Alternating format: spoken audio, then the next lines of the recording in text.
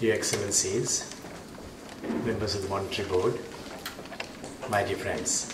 First of all, I want to say thank you very much to the organizing committee of the orations for inviting me, even though I may be home and home, to deliver this oration on the anniversary of the peace that we have enjoyed for the last 2 years, and on a topic which is close to my heart too, which is promoting financial inclusiveness in the North and the East, where I would like to share with you what has happened over the past 2 years, perhaps to give you some insight about what developments took place, how it has been achieved, and what lies ahead of us over the next few years.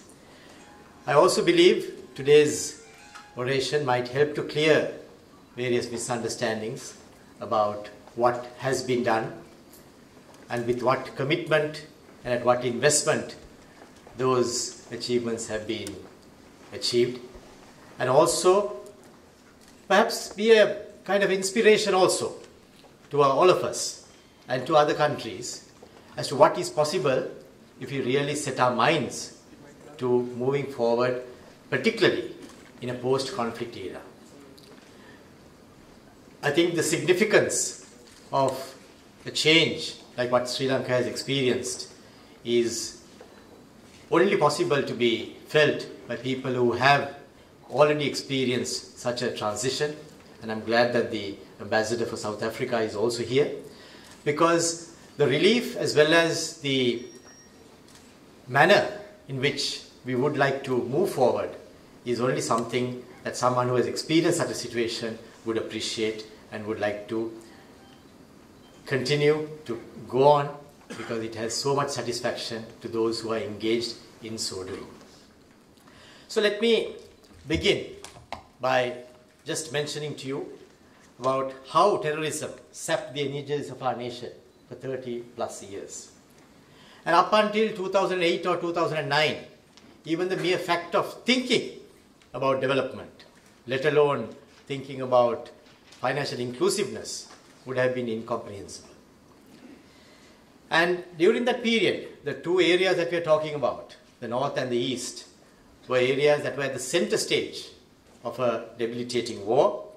And in fact, during the period 2006 to 2008 or 2009, which I also had the good fortune perhaps of being engaged very closely, the main idea was to just maintain our services and maintain the status quo and not do anything much beyond that, because it was simply not possible to think beyond just the normal activities alone.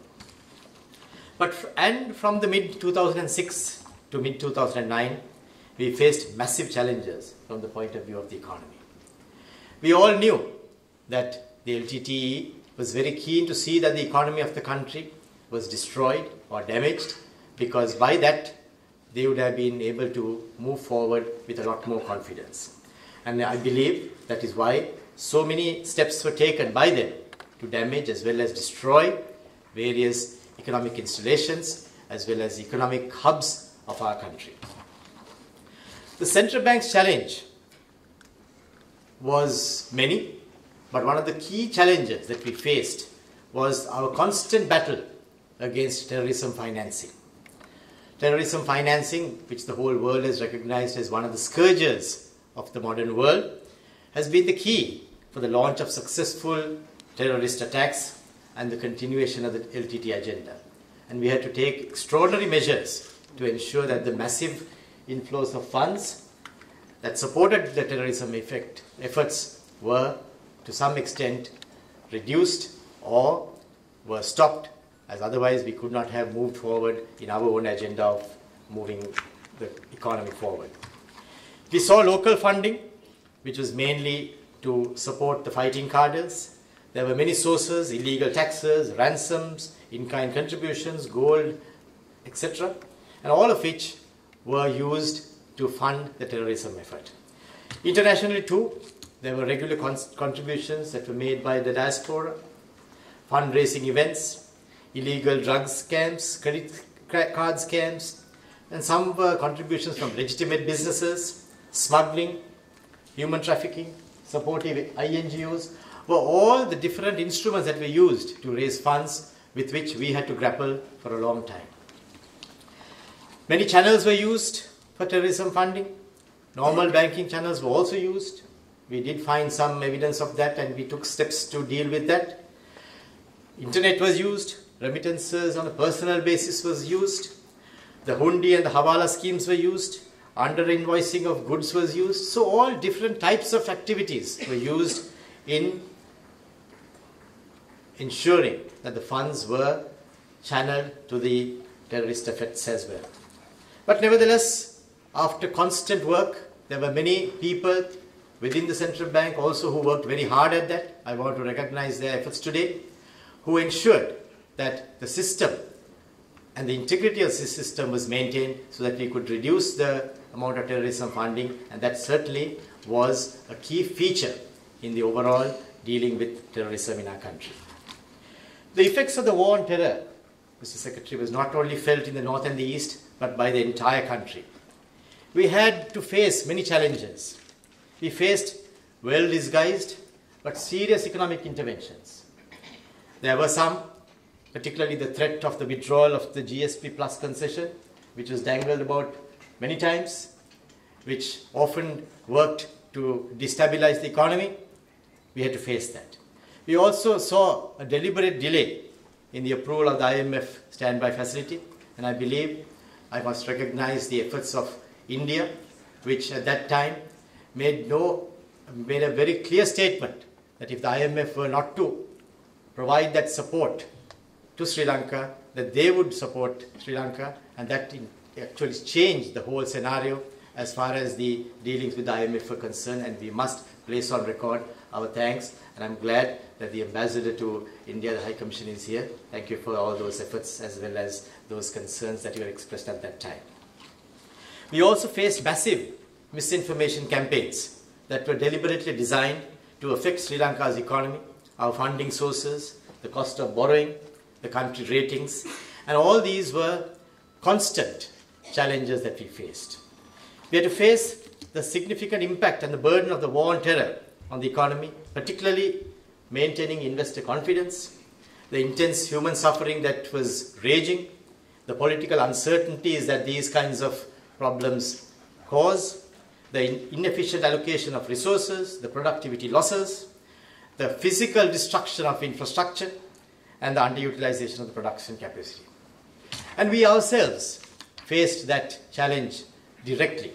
The central bank suffered from a suicide bomb attack, and that was, mind you, 2050 days before the 9/11 attack.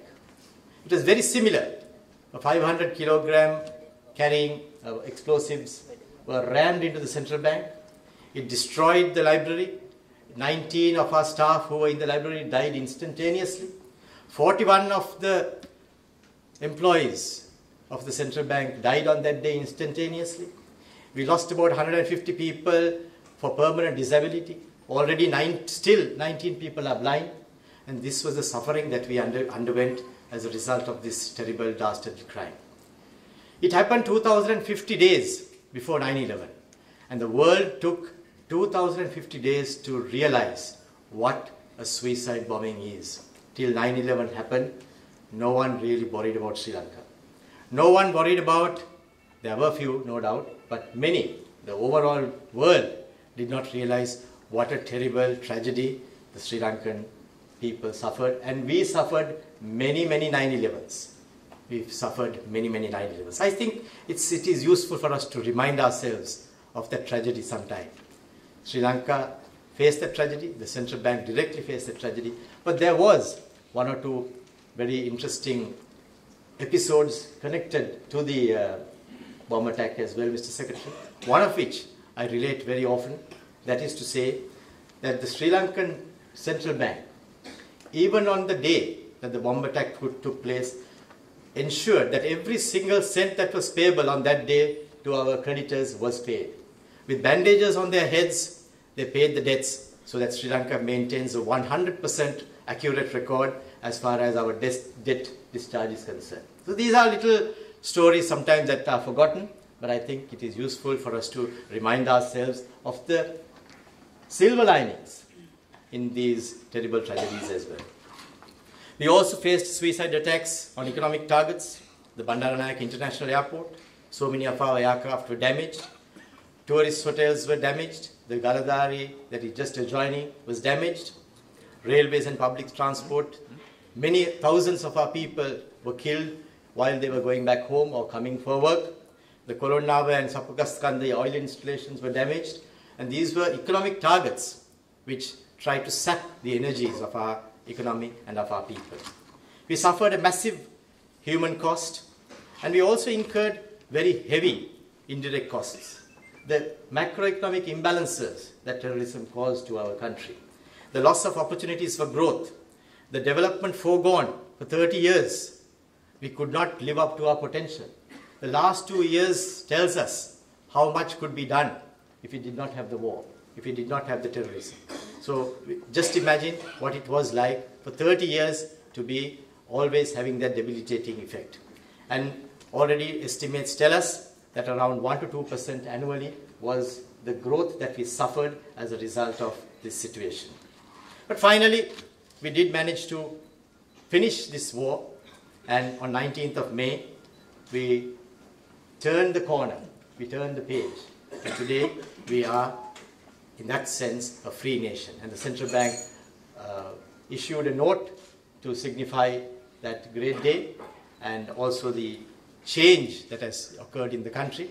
And we must put on record the efforts that were put in by the President, the Defense Forces, and all others who are engaged in this effort to bring peace to our nation. So when we look back on the post-war period, I think we can truly say that